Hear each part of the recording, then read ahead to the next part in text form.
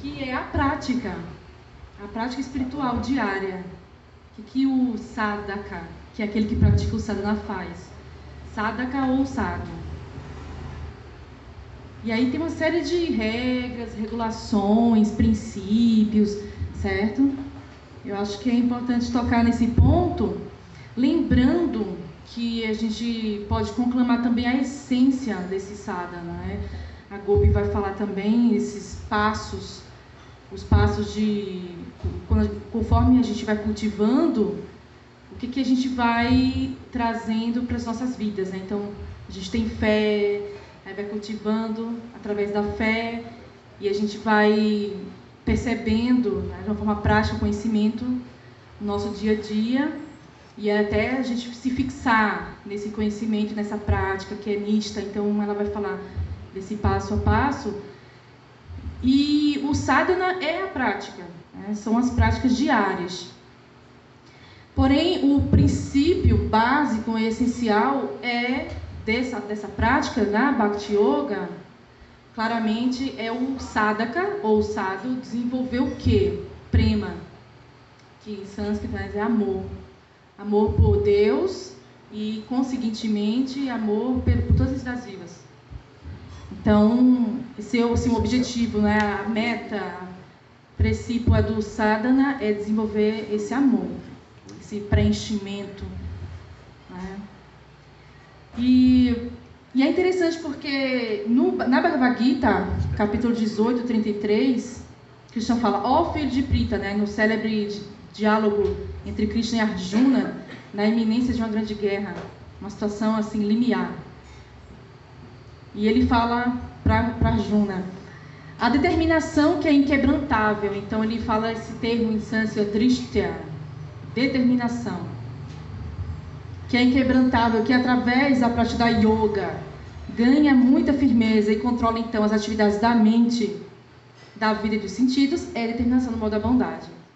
Então também isso é um conceito importantíssimo na tradição, é a gente compreender esse núcleo de conhecimento embasado nos modos materiais da natureza, bondade, paixão e ignorância. Então o sadhaka, o sadhu, ele precisa se elevando gradativamente, paulatinamente as nossas tendências, os nossos comportamentos, ou seja, é um processo de humanidade que a gente vai, né, no sentido estrito do termo, a gente vai se humanizando e a gente vai percebendo a nossa natureza espiritual, a gente vai percebendo a natureza espiritual do outro, de todos, e enquanto espírito, a gente vai se filiando, né, à percepção de que nós somos parte integrante de Deus. Então, mas como isso é possível? É através da determinação inquebrantável e do modo da bondade. O Rama vai falar posteriormente a questão dos modos materiais, a paixão, a ignorância, que são modos materiais inferiores que permeiam a existência, e o modo da bondade, então, ele se configura como imprescindível para que a gente possa cultivando sadhana.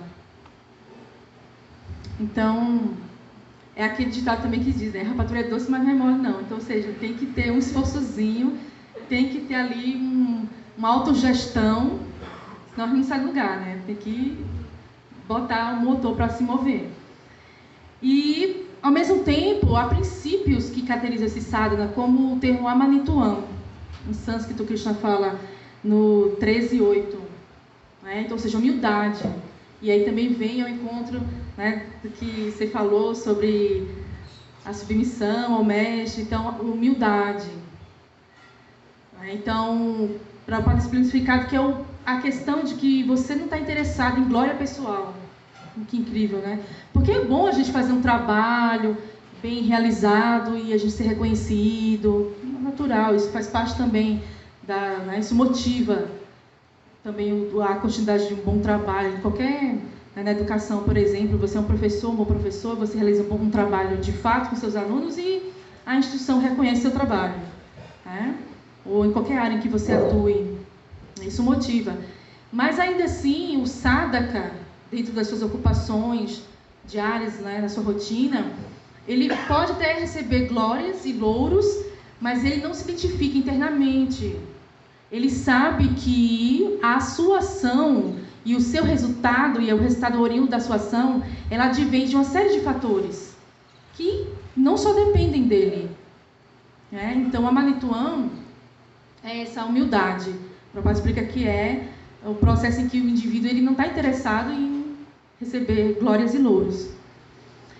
E por que isso tem a ver, com sadhana espiritual? Porque se eu estou procurando, cultivo de espiritualidade, eu vou olhar mais para dentro, eu não vou ficar me atendo unicamente aos aspectos externos e aparentes da existência. Eu quero enxergar essa realidade espiritual interna, e é um processo que é um mergulho mesmo interior. E outro aspecto é a limpeza, shaucham, em sânscrito é a limpeza. E tanto isso faz a limpeza externa, e a gente vê hoje mais do que nunca a necessidade de tantos protocolos de limpeza, higiene e tudo mais, mas também a limpeza interna, que é o processo em que a gente vai, como por exemplo esses janelões, se eles estivessem fechados, imaginemos, e cobertos de pó. Então a gente ia ver o que está lá fora, mas com certa dificuldade, ou não enxergar nada, suponhamos. Mas eu venho com um paninho, uma flanelinha, um limpa-vidro, e começo a fazer o processo de retirar aquele excesso que me impede de ver o que está lá fora. Então, assim mesmo, a limpeza interior, ela não é uma coisa de outro mundo, assim, o que é isso?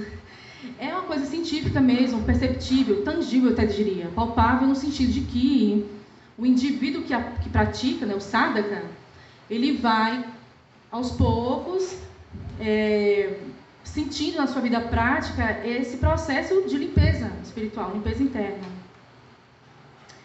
E o objetivo do sadhana é a liberação, só que a liberação do espírito, o espírito que está agrilhoado e quer se ver livre da matéria. Mas na tradição Vaishnava, essa liberdade, ela se iguala à questão do amor, de bhakti, prema, amor. Certo? Então, eu acho que é legal a gente frisar essa questão, que liberação da Bhakti Yoga, certo? Você pode até estar, nós podemos estar num corpo, enfim, nessa jaula, a prisão, mas também esse corpo ele é um veículo de liberação. Então, olhando o lado positivo, do processo, no sentido de que através desse veículo, que é uma máquina incrível, nós podemos alcançar esse objetivo, essa meta de amor. Porque, afinal de contas, sem a máquina, sem o automóvel, o veículo, a gente não se desloca. Então, o corpo ele nos possibilita a ação. E sadhana é a ação. E tem também o aspecto das ofensas, e a gente tem isso em manuais, as ofensas que a gente deve evitar, sobretudo no que tange ao processo de cantar, de fazer o bhajan, que a gente fez agora no início, ou o canto individual do mantra, Hare Krishna. E esse processo, as ofensas, elas giram em torno de vários aspectos, mas essencialmente elas dizem respeito ao fato de cantarmos com atenção. Olha que legal. Termos essa imersão, essa atenção. Então, o aspecto mais importante e prioritário da ofensa seria a não atenção, se a gente for observar. Até porque, como que o Urama estava frisando essa questão pessoal do relacionamento, que nós somos essencialmente pessoais. A gente não consegue viver sem pessoas. E também, assim mesmo, você cantando o mantra, que é uma composição de nomes sagrados, nomes de Deus, como que você está cantando e eu não me atento a essa pessoa, a esse nome. Então, a essência dessa ofensa seria a desatenção. E aí tem vários aspectos que circulam, que estão aí na órbita desse sadhana bhakti. Então nós temos a japa, o canto do Mahamantra Hare Krishna, né, individualmente, consigo mesmo, de uma forma meditativa. O respeito ao mestre, né? A adoração à deidade no templo, que é o que a gente pratica aqui também no templo, ou no nosso altar caseiro, nossas casas, certo?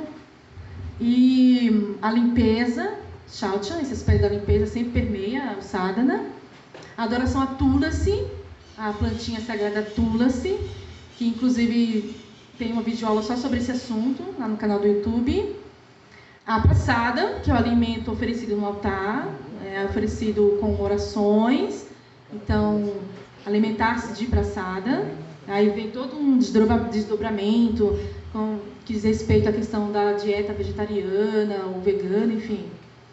E outro aspecto, que é a determinação, né? Drishya, que esse processo ele é praticado se o indivíduo realmente ele está muito internamente filiado e, né, determinado a seguir, a fazer esse processo.